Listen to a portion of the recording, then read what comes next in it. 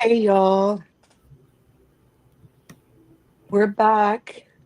We're doing a live to talk about our new offering. We're so excited about it. We're going to talk about resisting the woo woo, but we're also going to just talk because it's been a minute since we've, had a kiki. It's time for us to kiki about spiritual things and also things that are going on that we think y'all should know about. But we are excited about resisting the woo woo, ethical considerations for integrating spirituality and therapy. And it's happening Sunday, June 8th at 2 p.m. Eastern till 4 p.m. Eastern. And registration is open, y'all. We are live. Tickets are selling. And the only thing missing is you. So come through, check us out. You can go on our website, reclaimingsoulworkpod.com, and you go to the store. If you click on the store, you'll find the workshop right there for you. And because we really care about making it accessible, we have a couple discount codes to make it really accessible for those that need the accessibility, of course. So we got a student discount, we got a rate for BIPOC folks, marginalized folks from marginalized communities. We have a rate for our supporters. So if you sign up for our newsletter, you will get access to the discount codes. But also, if you follow us on IG and TikTok, you'll get the discount codes. So make sure you hit us up. You follow us on our social media. Sign up for the first quarter moon newsletter so that you can get in on these discounts, so that we'll see you at this offering that we are so hype about. Um, yeah, we need you to be there so we can have this kiki about spiritual therapy and ethics. I love that so much. We have been talking about ethics, consent. The conversation has been around consent and spirituality. And then we've just kind of entered into this like specifically ethical conversation around like spiritual bypassing, clearly cultural appropriation quite a bit. And I am really excited to just get together with other folks and hear more about their experiences with woo woo culture. And I think we should just hop right into it, and maybe start off with what happened when maybe we could share a little bit about what happened when we posted. I think it was the very first post that we did about resisting the woo woo on our IG. And we got some comments. We got some comments. You're muted. There you go. Yeah, woo woo. Yeah, I think there was a lot of energy and maybe activation around the word woo woo. Hmm. And yeah, I think it might be helpful for us to talk about it, but also why that title. Um, we know for all the spiritual babes out there and the spiritual friends that, new age and woo woo culture has like taken over when it comes to like healing and wellness.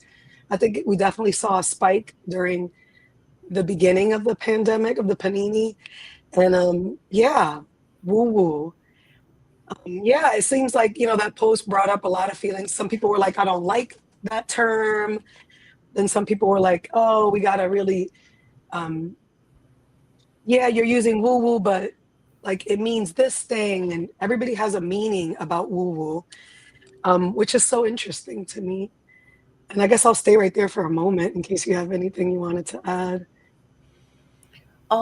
Yeah, I mean, so what we're talking about is that there were, and I just want to read what some of the comments were. So I'm gonna pull that up really quickly. But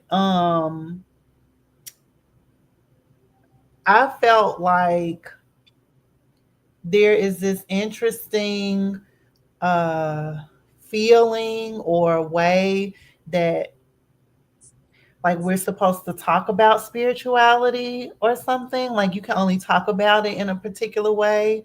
I'm not sure if I'm communicating that clearly, but with this woo woo piece, I felt encouraged to continue to center the conversation around this because it feels like that's what's a part, like that is what's at the foundation of a lot of the spiritual community. So meaning like I can see a clear divide between kind of mainstream spirituality in the community and then like where therapists and mental health practitioners, you know, kind of parallel that world. Not to say that we're not intertwined in it, but let me give you a direct example. Attachment theory. I know that there are many spiritual practitioners that talk about attachment styles, attachment theory in a particular way, right? And I can remember going under I was going to say this person's name. They have a relatively big platform, and I can remember going under their TikTok and like saying that QT BIPOC therapists have decolonized attachment theory, and we all usually have some understanding, or we all kind of we attempt to come from this frame of, if we're going to offer attachment theory, letting the person know like this is coming from, you know, a white person. This is something that is not like cut and dry, you know, like there are definite just these other places to think about related to attachment theory. And so when I think about woo woo culture, I'm framing it as the aspect of spirituality that attempts to bypass these things. Right. Like very fluffy, very, you know, love is love, you know. We're all human. We're Yeah, one race. yeah, Right. yeah. Like that's the connotation that I have for it. Like, you know, everything Yeah. is gonna Yeah. Agreed. And like, if I mean, really, what we're trying to do here is like bring in a shared definition around what we're referring to in woo culture. But mm-hmm. yeah, there's a element of it that's dominated by whiteness and new age wellness and spirituality that's dominated by whiteness, and um, this idea of woo woo that is not critical, that is not decolonial, that looks at spirituality as this really rigid way that Yeah. is also tied to spiritual bypassing. You know, that this idea that spirituality is all positive and love and light, and um, there are no hard, difficult feelings. If you have feelings that are deemed negative, then you're not really spiritual, right? That Mm-hmm. referring to woo woo culture that is really dominated by like US,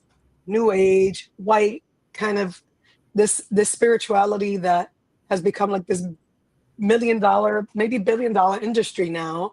And that we know in the last couple of years have led to certain pipelines, Yeah. you know, that has certain pipelines, conservative pipelines, dehumanizing kind of, you know, like this is what we're referring to.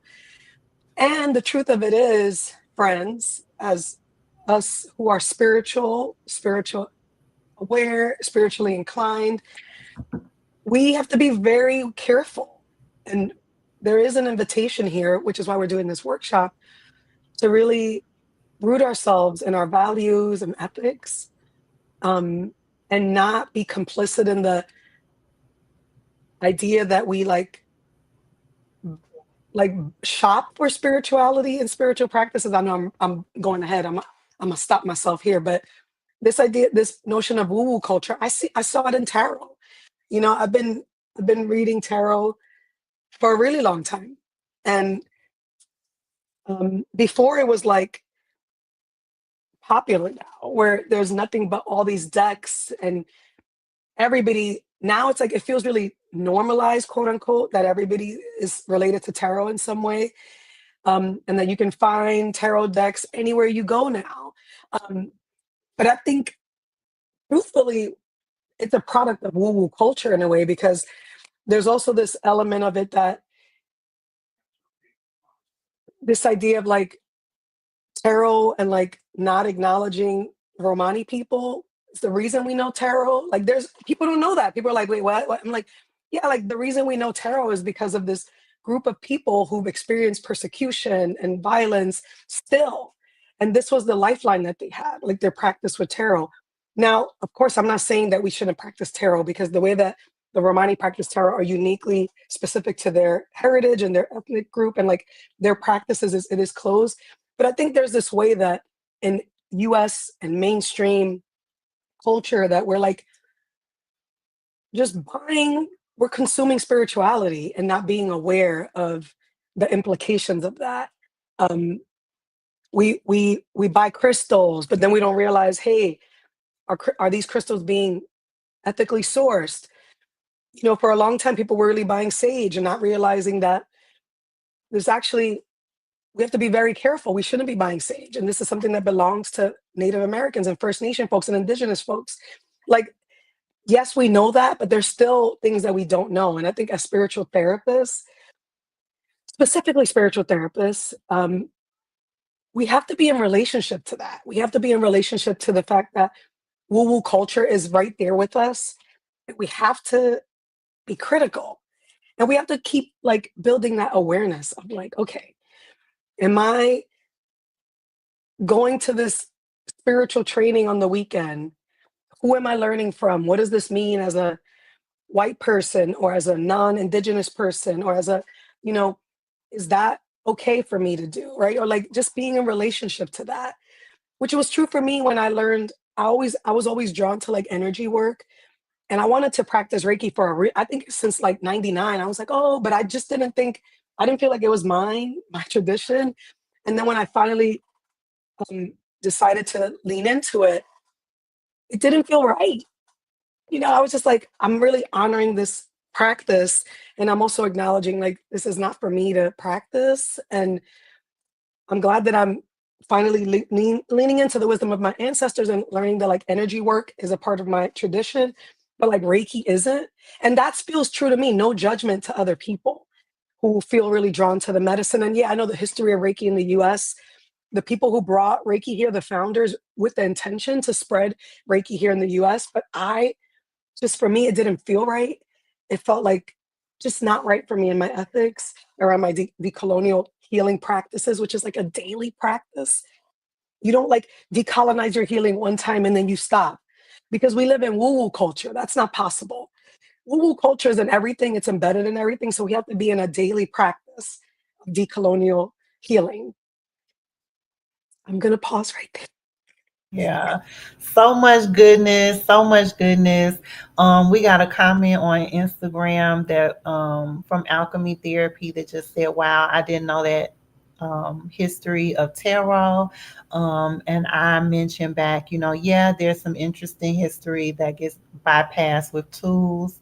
And I think that what you're talking about is spot on, just related to the commodification of wellness, and mainstream wellness and what that means, capitalism, right? How therapy colludes with these systems as well, the wellness industrial complex and things like that, So I greatly appreciate the offering to think about the history of the tools, the practices, the ceremonies, the trainings, the teachings, you know, um, that folks are going to and engaging with. I think that that is an important place, not only like for your own research, but then also folks that are facilitating these spaces to give a historical context, to these things. And I feel like that's a place of accountability too. um yeah. Yeah, and it's ethical. I was saying like it's part of like I didn't know either about the tarot history. When I was learning about tarot, people were like, "Oh, it originated in Italy," and I was like, "Well, it doesn't feel true, but okay." And still learning, right? Still learning. I'm deeply connected to the practice of tarot. It is my relation. It's not a closed practice. My ancestors divine with tarot, but I also acknowledge the history of how just it's like about us learning and holding Mhm, ourselves accountable and also mhm, having respect and reverence for like the reason like we know tarot now comes mhm, from these people who we need to like respect and acknowledge who are still being persecuted and like what does it mean for us, right? That so I mean again, to your point, I think for us when we're thinking about this workshop resisting woo-woo culture, because the title is a dope title and props to Sequoia because it just came to her in like our work these last couple years. But yeah, like this idea of us being in a relationship to resist the mhm, sort of tendency of spirituality that is very much about appropriation, very much about spiritual bypassing. mhm. And Yeah. we inherit that as spiritualists. Mhm, We can't act like we're not complicit in it. We all have like an inner spiritual bypasser. And I'm owning that, because we're in the culture, we're here. The same way that I have to own the inner cop in me, thanks to Tourmaline who taught me that. And I'm excited because Tourmaline's book on Marsha P. Johnson, I just got it today. But anyway, but like we all have an inner, we have it because this is in the air that we breathe.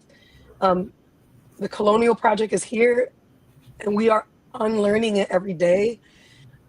And we have to be in a relationship to resist it. And so when it comes to our spiritual work, our spiritual practices, even listen, as therapists, like it's a daily practice of really self accountability and self compassion. Because y'all, this is not about shaming and being like, oh my gosh, like this is us holding ourselves in our humanity because we've all been there. There are spiritual practices that we're drawn to, and give yourself like grace. mhm. And there's more we need to learn too, and be Yeah. in relationship to that.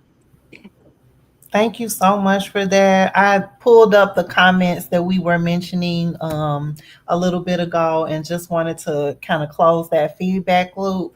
But some of the comments were like, yes, I also hate that term woo woo.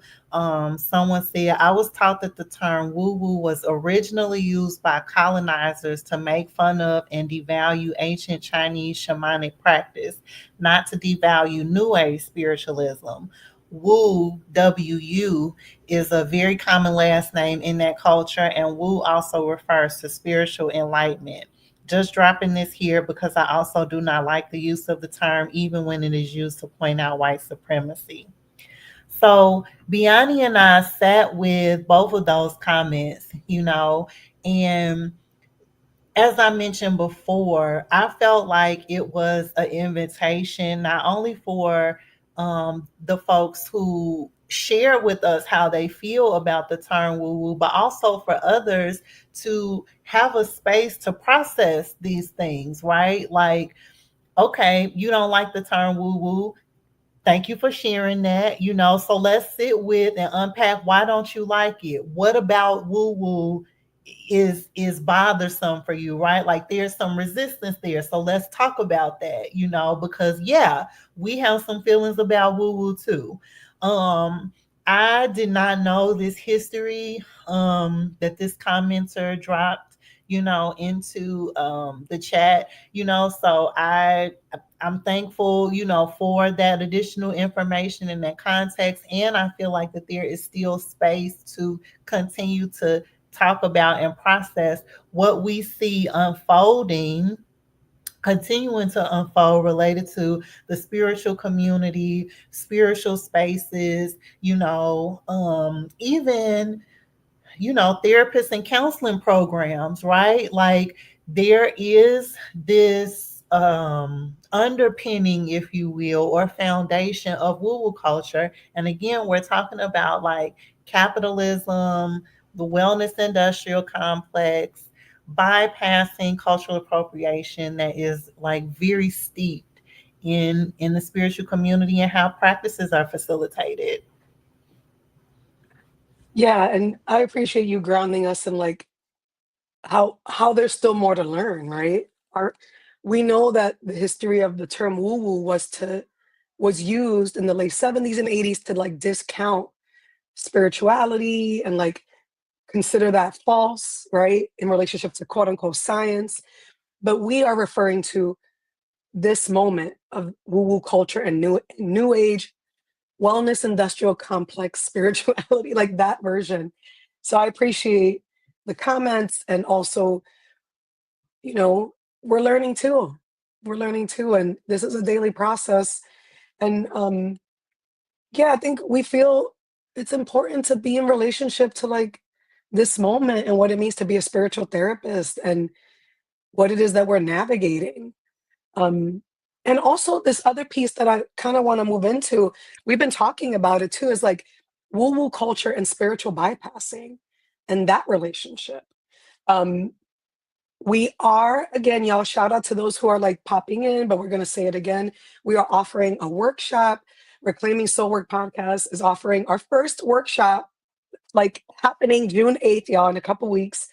Um, and resisting the woo woo, ethical considerations in integrating spirituality and therapy. And I think something that's getting lost too is that it's not what we mean by resisting the woo woo culture is about all the things that come with what it means to be integrating spirituality and therapy. And we believe that the spiritual belongs in therapy. We've been saying this for years. Please make sure to check out our podcast. If you're new to us, hello, welcome. And if you've been around, thank you, friends. You make sure to subscribe to the channel. Don't forget. And if you like this, like it now. And make sure you hit that notification so that people know where to find us. But anyway, that's my plug. But we're offering this workshop because we feel like it's really important to integrate spirituality because the spiritual belongs in therapy. It's always been there and we are reclaiming it. We have been for the last couple of years. Many of us are reclaiming spirituality and therapy, but it's also important to do it ethically, to do it with care, to do it with intention, to be trauma informed, trauma sensitive, to be decolonial, to be accountable, right? Like it's not just about, hey, I've been doing tarot for 20 minutes. Now I want to bring it to my clients. No shade to the that, but like even though I've been reading tarot for a long time, I was very intentional about integrating it into my practice. It took a lot of work, my own self study, supervision, talking to Sequoia and other spiritual therapist friends, consent with my client, building a relationship with my clients where tarot can be brought in and it's brought in ethically and it's predictable and it's not about me reading for them, right? But it's about us being engaging with this text, right? And who talks about that? I haven't been to a workshop that really talks about it. Outside of shout out to Drea, who really does that really great work. Outside of Drea, I mean, like, have we talked for real, about what it means to ethically integrate spirituality in therapy?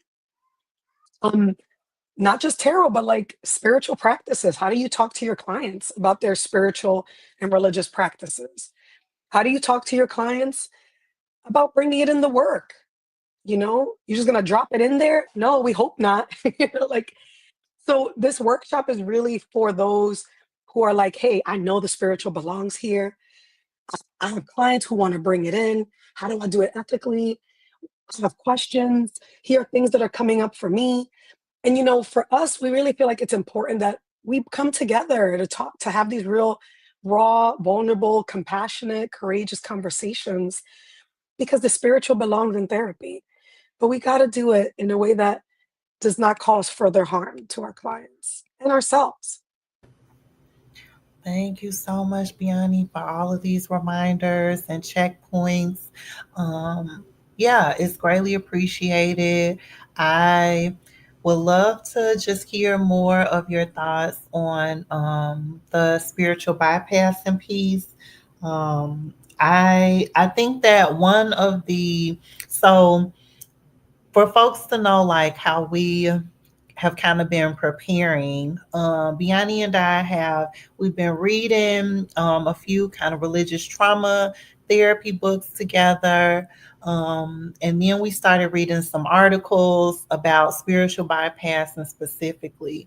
And in some of the articles, I think one of the things that you mentioned, Biani, in one of our signal chats was that you didn't know that spiritual bypassing was coined by a white Buddhist psychologist. And I didn't know that either. Um, yeah. Yeah, I thought it was interesting. Yeah, you know, the good thing about us is that we like to read, but we really enjoy kind of like wanting to nerd out on history. Um, and for a while we've been doing this work of integrating spirituality. So like our last season, we focused on religious trauma and the experiences of QT BIPOC, and we've been doing that work. Even just as practitioners, we've been doing that work. Um, and spiritual bypassing has always been a theme. As Mhm. spiritual therapists, like one thing that we realize too is that we have to pay attention to spiritual bypassing in ourselves too, not just in our clients. Right. And I think it's funny with therapists, anytime you ask a therapist about, how do you define spiritual bypassing and how do you engage with it in your spiritual practice or in your practice? And the first thing they say is like, this is what I do with my client. And I'm like, Right.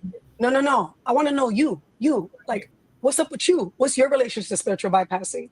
Because we all have a relationship to it. And if we can notice it in ourselves, we can really notice it in our relationships and with others. And so, yeah, I didn't know that the term was coined by a psychologist who was also a Buddhist practitioner. I made a post about it. We made a post about it on IG, but his name was John. See, now I always forget after I do it, but Mhm. John Wellwood. It was coined Mhm. in 1984. Shout out to the elder millennials, right? Because it was coined just 40 years ago. So it's a new term, right? Because Mhm. let's hold it's a new term. And it's So interesting. can we Yeah. unpack that about it being a new term? Tell me what was on your mind about that. Well, it made me think about woo woo and how woo woo was also a new term in the late 70s and 80s. And then we see like spiritual bypassing and like kind of the birth of new age. Spirituality was happening in the Right. 70s. Now Yeah. think about the 70s too. Like we see psychedelic medicine kind of come to the forefront. Like there's a Yeah. lot. I think it's really interesting. And now I'm nerding out. I'm like, okay, now I'm gonna look this up. But I think it's interesting that it's a new term. Spiritual Mm. bypassing. 40 years is not a long time. I know maybe the Nice. young folks are like, oh my God, it is. It's not. It's actually not a long time. It's just Yeah. 40 years. And Mhm. just like New Age spirituality in a lot of ways is young too, um, which we don't talk about. We just assume that it's like this thing that's always been here, but it's pretty Mhm. young as well. Um, and I think it's important too that he was Buddhist, but I've been trying to find more things about John Wellwood.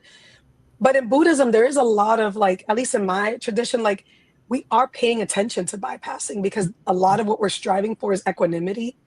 And not equanimity is not bypassing. It's like really being with everything, like Mhm. being with everything, which is not easy, but Mhm. being with all that comes up and surfaces.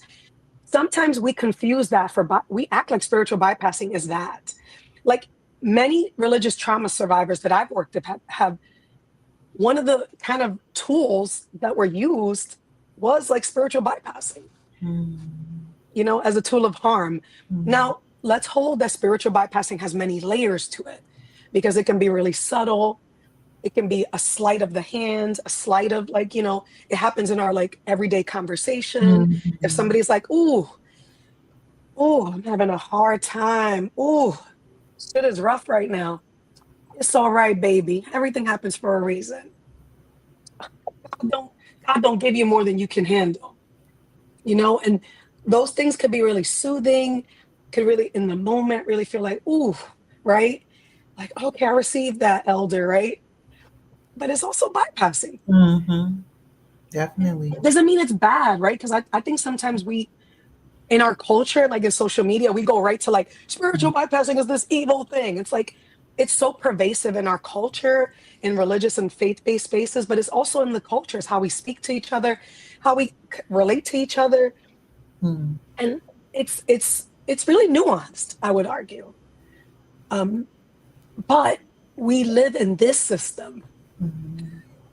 so spiritual bypassing can be pretty harmful too. Mhm. Mhm. That's really interesting. You know, I feel like this is a place that is very nuanced. And when we talked about it, you know, I kind of compared it to anti-blackness in the sense of like you asked the question, Biani, like, why is it so hard to pin down what spiritual bypassing is? You know, like, why is it so difficult for therapists to be able to identify, you know, when they facilitate spiritual bypassing? And I feel like it's very similar again to anti Blackness in the sense of what you just mentioned. It's so a part of our culture, communication, nonverbals, you know, it's just so entrenched in our everyday to day that it makes it difficult to, you know, be able to identify like this one thing because it is like these slight comments, you know, or gestures, or things that you ignore, things that you deem invisible, or things that are erased, right? Like all of that is a part of spiritual bypassing. Um, one of the other things that I found interesting, and I feel like when I asked you this question, like so much came up. And it kind of goes back to our conversation about tarot and how can tarot be used as a tool to facilitate spiritual bypassing. Do you feel like sharing what you had said in response to that? I was trying to find my notes. Y'all, my Aries moon, like if I get mad, I could ramble and then I forget what I said. So I'm looking for my notes. Yeah, I mean, oh, with tarot, I come from the belief that we need to be ethical tarot practitioners. And so that's where I'm coming from, y'all, for those who are like, I just read tarot at home. I don't, but I'm like, there's an ethics to tarot. And I am struggling with people who are like, don't acknowledge that. Like, have caused a lot of harm with tarot readings and like without consent and things like that. And just so, yes, I think tarot, like other spiritual tools, can be great catalyst for like enabling spiritual bypassing. And I think it happens way more often than we realize. And so for me, it's like one way that we do that is like, you get a reading from somebody and um, their relationship to tarot is very like binary. Like you got bad cards, you got good cards. I, as a practitioner, as a therapist, and also just as an intuitive, I don't think there are any bad cards in the tarot. I don't like subscribe to that binary. But I've gotten readings where people are just like, oh my God, this is terrible. Oh my God. And it's like, it's like the way that that person engages with spirituality is a very rigid, it's a very like, and so because of their ethics and the way that they engage spirituality, how they use the tools are going to be a direct result of that, right? It's going to be spiritual bypassing. It's going to be harmful. It's going to be hurtful to the querent, the person who's being in this reading, which is also a whole other thing about readings, because I think we need to be more collaborative. But then there's also this other piece of like how cards are interpreted that can be like a tool for spiritual bypassing. Um, I also think there is this way too that tarot gets used now that I'm really sitting with. And y'all, this is not fully fleshed out, so don't come for me in in the comments. Don't come for me. Like hold nuance around this. But I think too, there's this way that I noticed, and I've been telling Sequoia this for years. I've been reading tarot for it's 2020, like 12, 13 years now, right? Like, and I wasn't ready to read tarot for anybody until like year 6 or something. It might have been maybe year 4 or 5 that I was like, oh, I'll read for my friends with their consent.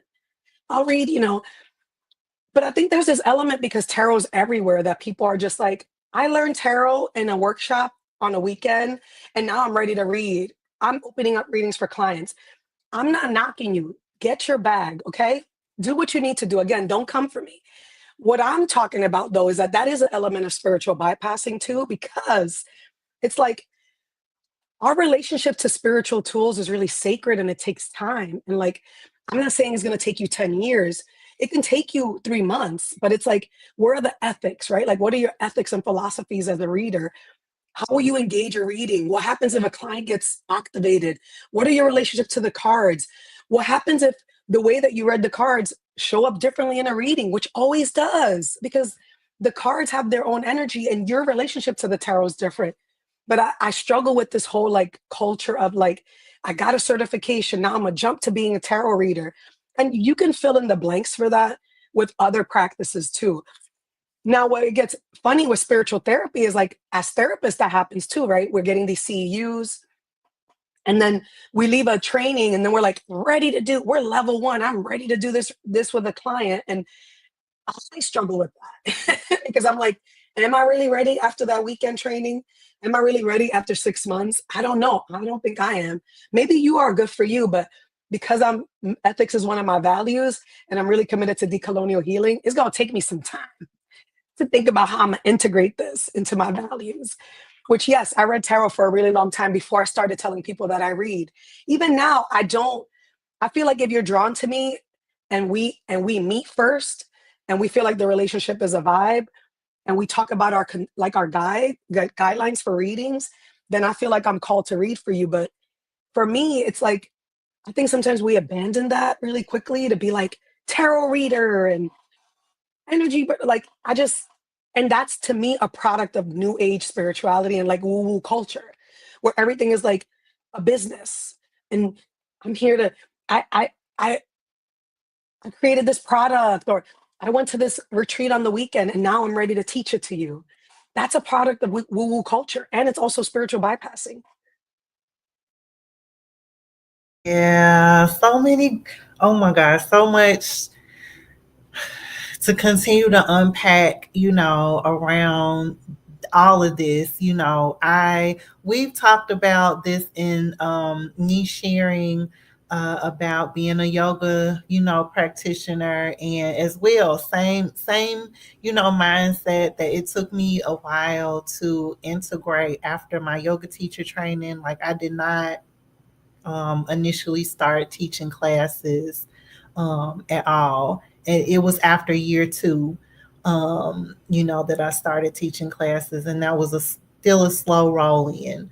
Um, the other piece that I will say about spiritual bypassing and tying it into therapists, another way that I see spiritual bypassing happening, as to your point about I went to this training, and I'm level one.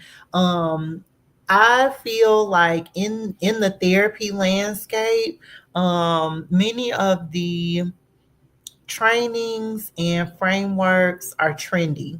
So like mindfulness, for instance, there was this huge push for folks to be trained, know about mindfulness.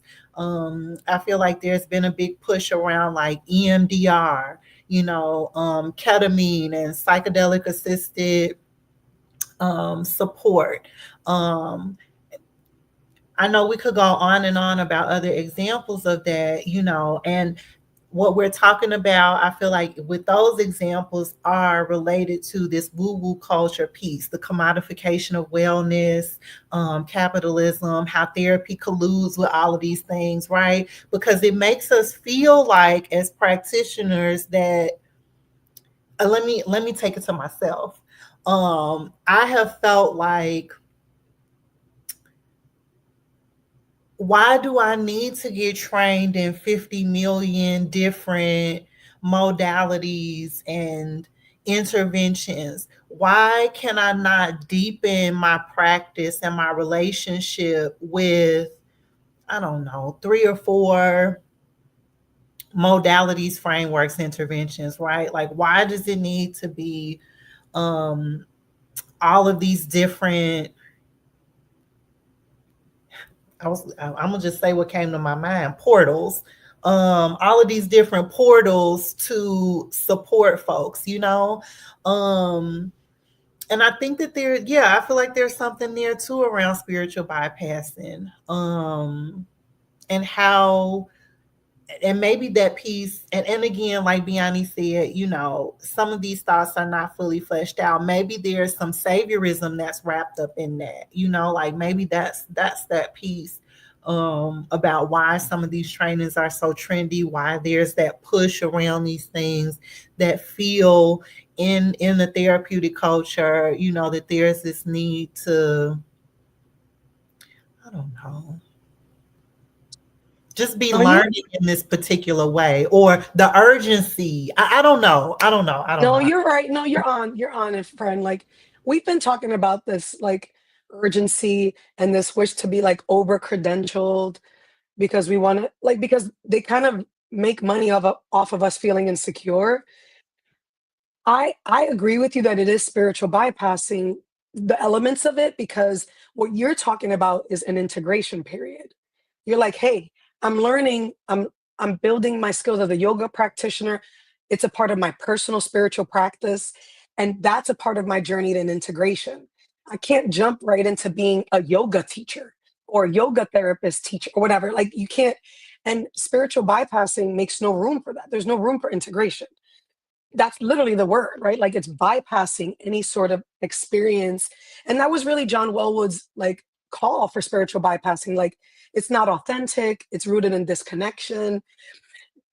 The spirituality that we're espousing is about like full authentic embrace of our human experience. And this pressure to like be credentialed every time comes from like scarcity.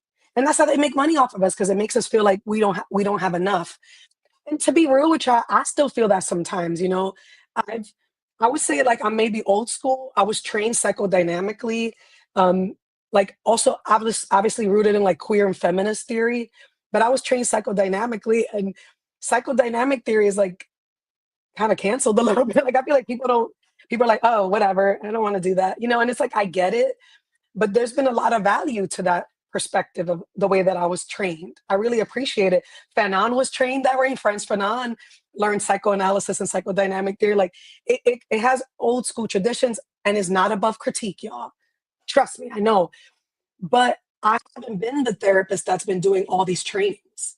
Like I haven't done like a quote unquote EMDR or anything like that. And but we're in a culture where it's all about these modalities and interventions, and it's like rushing healing a little bit too.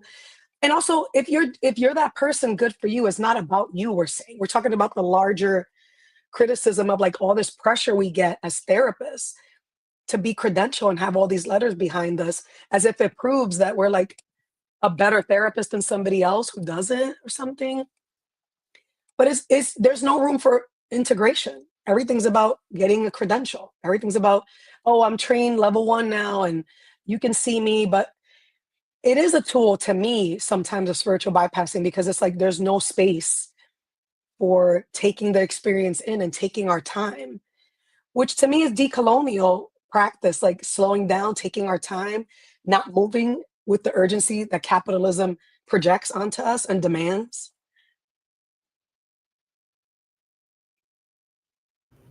Period. We have talked for almost 45 minutes. Okay. I just want to acknowledge that It felt like we 10 have, minutes. we have been on here for like 45 minutes. We need to come back and live stream, you know, and check in with y'all at some point. Biani, how are you feeling? Do you want to go into this last piece? I have white practitioners and cacao ceremonies Yeah, in the let's get into it. title, Let's yeah, you that's fine. know, and I feel like we've talked a little bit about, well, we've talked a little bit about cultural appropriation because really that's what this piece is about.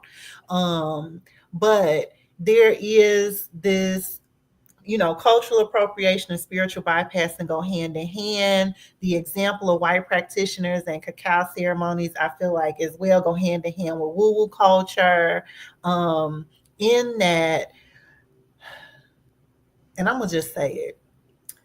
I was on Black Therapist Rocks Facebook group at some point, and I remember telling Biani like they are promoting a white practitioner to facilitate this person, this white practitioner, is facilitating a ancestral spiritual workshop, and Black Therapists Rock Facebook group is promoting this workshop to other Black therapists. What is that about? Then in another Facebook group, and I've seen this here and there where white practitioners are just asking, showing interest in wanting to know more about how to attend, facilitate, with other people in their sessions with clients, cacao ceremonies. Um, and I can't. Can't. Um, I have I have I have a strong reaction to both of them, and I think for me, um, and I found in like BIPOC therapist spaces the heavy Christian undertones. And if you follow our IG, y'all, we're like bibliophiles, deep thinkers, spiritualists. We got some dope journal prompts for you. So I just want you to, but part of our work as spiritual therapists is to also get in touch with our relationship to Christianity and our relationship to like mainstream religions in this culture in the US, especially too, because there's such heavy Christian undertones. And no, and I grew up Christian, y'all. So don't come for me because I feel like sometimes nuance gets lost.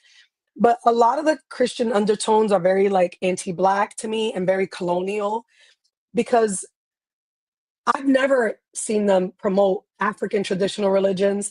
I've never seen them promote people of color or BIPOC folks talking about ancestral veneration. But this white practitioner who I'm not going to say his name because I follow him. I actually like what he has to offer. And I don't agree with everything, but I see like, he's doing ancestral work and it's a little like general, okay, but it's not like, oh, it's the best thing on earth. It's pretty general what he's talking about. But for him to be promoted, and yet people of color, Black, African, Indigenous, Latina, like Indigenous traditions have been talking about ancestors for as long as we've been on this planet. And something about that for me is really concerning. I struggle too because I really am drawn to IFS. That's a whole other episode. But I have an IFS therapist, and I've been reading IFS for a long time, self-studied, and they finally have like a Black therapist whose book came out about IFS, and I really am still reading the book, but I almost like screamed because she was also talking about like ancestral practices, and it was like a white person. Maybe I'm reading it wrong. For those who read that same book, if you know the book I'm talking about, you are welcome to correct me. You want to read it with me? Let's go, baby. But I was very like, damn, like, why is it that any type of African traditional religions or African perspective is never mentioned? And the absence of that for us it's really telling. It has a lot of data there. And this is part of decolonial practices, right? Too, is like we pay attention to what's left out. We pay attention to what's left out. We pay attention to whose voices are centered.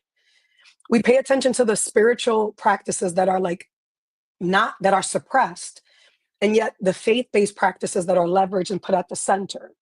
Um, and the same for cacao ceremonies. If you watch our episode that we did last month, or I mean, not actually in March, with our spiritual therapist friends, I think Asul mentioned it. But yeah, like there's this whole burst of like cacao ceremonies going on, which has been true around like other medicine work where white folks are going to South America, Central America, and coming back enlightened because they got the medicine. And it's like, you come back and what? Like, do you know the medicine that you were using? I mean, no judge. I mean, actually, it is judgment. I'm gonna hold that. There's a little bit of me inviting you to look at yourself. These cacao ceremonies, why? Why are you drawn to them? Do you know the traditions that it comes from? Do you feel like it's okay for you to do that? And then you come back and you say you want to lead ceremonies because that's what's interesting to me. If that's not spiritual bypassing, the thing about spiritual bypassing that has another level of nuance sometimes is that I have found in spiritual spaces that our spiritual friends don't be critical about spirituality. we're very quick to be like, oh, I went to this ceremony, I went to that ceremony. Even my spiritual friends, sometimes I have to be like, wait, who did you learn that from?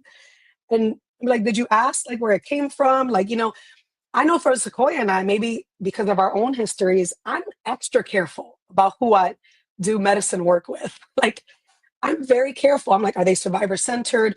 What are their views about queer and trans folks? Like, I want to know everything about you and where our values align. Maybe that, maybe y'all got y'all questions about that for me, but I feel like it's a deep, sacred relationship to be in like getting medicine work and doing spiritual work with somebody. And for people to come back on a weekend and then be like, yeah, so I did this cacao ceremony. Anybody know where I could get some African drums? And like, where can I mean, that's literally what's happening, y'all, in some of these groups. Like, I came back, I got medicine work, and now I'm ready to be a psychedelic therapist.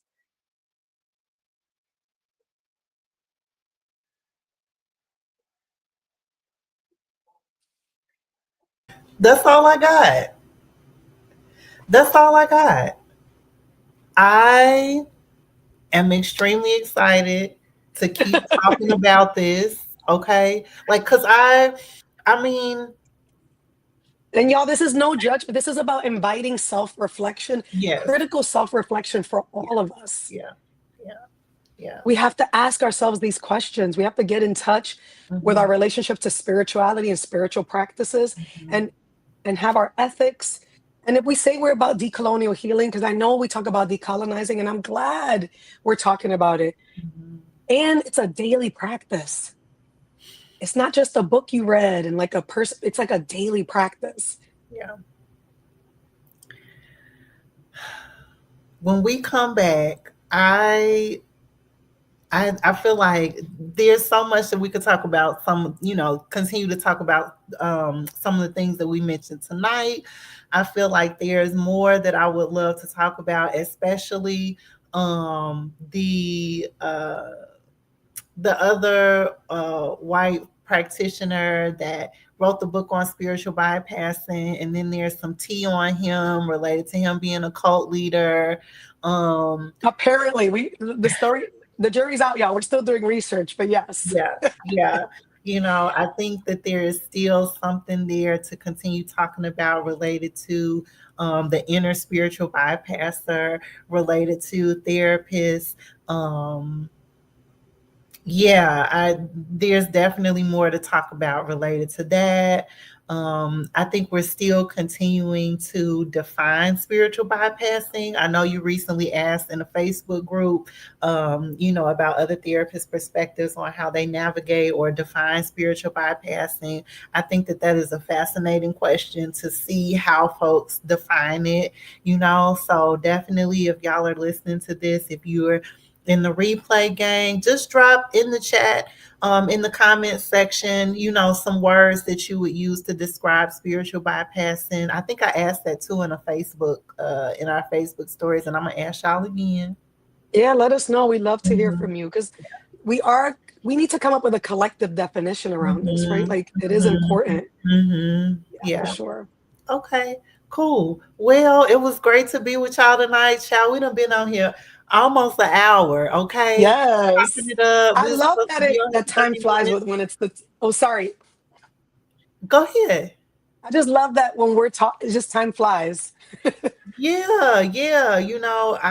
We've always said, that y'all, usually we have a script, y'all, we come up with, our talking points, how we're gonna flow through things. And tonight we just kind of came in, with our own personal notes and just experiences and wanted to, yeah, like I said, chop it up with y'all, tell y'all what's been going on, read y'all what folks been leaving in our comment section, about these things. Yep. Oh, listen, y'all, before you head out, make sure you go to our website, Resisting the Woo Woo, Ethical Considerations and Integrating Spirituality and Therapy. We are going to have a good time. This space is for you. If you are drawn to it, even if you're not a spiritual therapist, but you're interested, if you're a spiritual practitioner and you're wanting to talk about ethical spirituality, we got you. This is going to be a great time. If you enjoyed this live, you're going to enjoy us Sunday, June 8th. We have discount codes available, y'all. Go to the website, reclaimingsoulworkpod.com, and click store. You will find the workshop there. And if you're like, oh, this might not be for me, or you might have some people in mind, tag them in the comments. Let them watch this episode, and follow us on our social media, Reclaiming Soul Work. And yeah, we'll see you next time. Bye, y'all.